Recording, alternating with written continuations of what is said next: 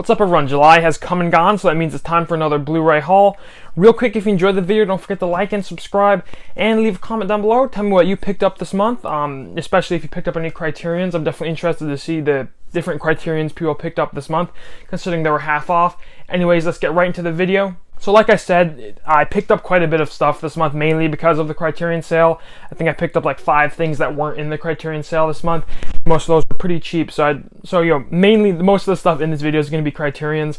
So we'll start with the normal stuff though. First we have The Happening. This is the M. Night Shyamalan movie from 2008. I just ranked them on my channel, so I had to pick up a few of them, and most of them were in last month's haul, but this one came in July.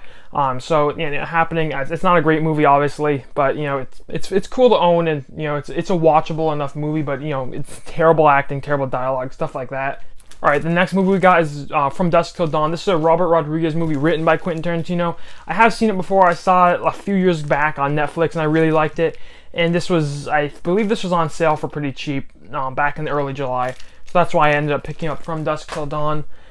Then we have a weird movie that I picked up. That's going to be Criterion. I ordered this on Best Buy because Best Buy, to get free shipping, you have to spend $40. I needed to spend like 5 more.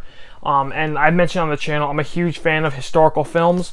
And I didn't own many films about Rome, and this movie is obviously, it has Michael Fassbender, and it's about Rome, the Roman Empire and stuff like that. So I was definitely interested in this. Haven't watched it yet. It's probably not that good, I'm guessing, because I haven't heard of it, and it's from 2010 maybe. But it's a cool movie to own. Like I said, I really like historical films.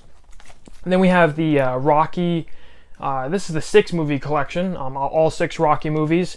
I think I've seen all of these. The first one's great. I've always liked the 4th one. As really just a fun movie. But I'm really excited to own this. This was on sale, I think, for maybe like $15 or $10. It was a Prime Day sale. It was super cheap, so that was pretty cool. Yeah, so that's the Rocky collection. I'm really excited to own these because, like I said, it's been forever since I've seen them. I'm not a huge fan of sports movies, but I've always liked the Rocky movies, and especially because I like Sylvester Stallone. He's probably like top 3 favorite actors. Speaking of my favorite actors, Arnold Schwarzenegger, my favorite actor of all time. And this is gonna be The Last Action Hero. I watched Total Recall and I really liked it, so I figured I would get another movie of his that I haven't seen. So we got The Last Action Hero on 4K. I think this just came out on 4K. I'm not 100% sure on that, but I'm really excited to watch this. I heard good things about this movie. It's directed by John McTiernan, who directed Predator and Die Hard, so he's pretty good at action movies. So I'm really excited to watch that. And then getting into the Criterion movies, ended up picking up 10 Criterion movies this month, which is quite a lot, but they're half off, so it's pretty much. I'm not going to buy any until next sale, so it's pretty much over the course of the year. So let's just get right into them. And I haven't watched a number of these, just keep that in mind. So first one we got is Rebecca. This is a Alfred Hitchcock movie from 1940. I picked this up late in the sale because I was like, I want to, at Barnes & Noble, because I said I wanted an Alfred Hitchcock movie because I've only seen Psycho. I want to say I've only seen Psycho.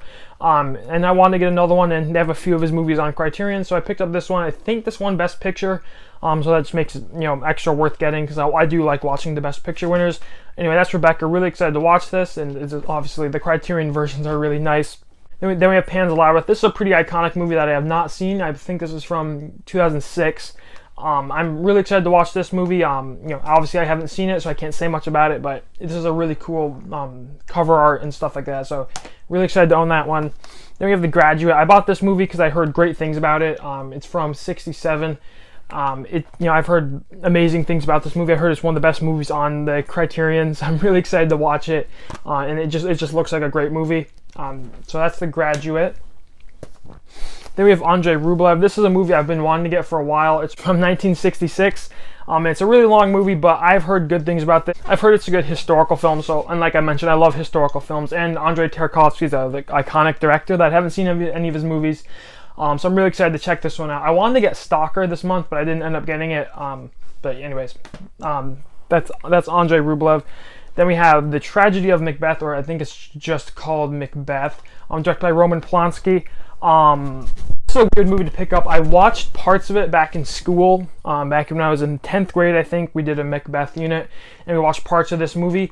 And I was really intrigued by this movie. I ended up watching it, and I'll get to that in a second, but I was just really intrigued. First off, the cover is really cool, and I love Shakespeare adaptations. I always find them very intriguing. So I was really interested to pick up this movie, especially once again since I'd seen parts of it in school. And overall, I thought the movie was pretty good. I would give it like 4 stars. It's a little too faithful to the actual book or the play, so it kind of suffers from that. It just doesn't really feel original in a lot of ways, and they kept the language, which can make it hard to watch, the Shakespeare language. But anyways, it's a really nice movie and really cool to own on Criterion. So that's Macbeth. The next one we have is going to be The Last Temptation of Christ. This is a Martin Scorsese film. That's the main reason I picked it up, because it's a Scorsese film. It's from 1988. It has Willem Dafoe playing Jesus, I believe, which is kind of weird, but I'm really excited to see how that works out. But like I said, it's a Scorsese film. He's one of my favorite directors, and that it's a movie of his that I haven't seen. So I'm really excited to own this one. I'm really excited to check it out at some point. Then the main one I wanted to get picked heading into this month is going to be Seven Samurai, obviously directed by Akira Kurosawa. I've only seen one of his movies, and that's Rashomon, but he's a director I've heard lots of things about, and a director I really wanted to get into with all his samurai films and stuff. And this is his most iconic film, and this Criterion set is like insane. There's so much. There's a huge like booklet in here. It's just a really nice version of this film, and I'm really excited to watch it because it sounds really cool. And that's Seven Samurai. Really awesome set and really awesome to own. It's just such an it sounds like such a good movie. I'm really excited to check it out at some point. Then the next one we got is going to be The Grand Budapest Hotel. This is a Wes Anderson film, obviously. I've slowly been getting into Wes Anderson movies. I didn't realize all his movies were on Criterion. I think I've seen 2 of his movies. So then when I saw him on Criterion, I was like, oh, I'll pick one up this month. So I got this one. This is one of his more iconic movies. So I'm really excited to check this out at some point. And the Criterions for the Wes Anderson movies are really cool. There's lots of stuff in here. I don't want to go over it because it's going to get everywhere. But there's lots of really cool stuff in the set that makes it really worth getting for the Wes Anderson movies. Anyways, that's Grand Budapest Hotel. Definitely excited to check that one out. And then the last 2 are movies I did end up watching this month. That's going to be The Elephant Man.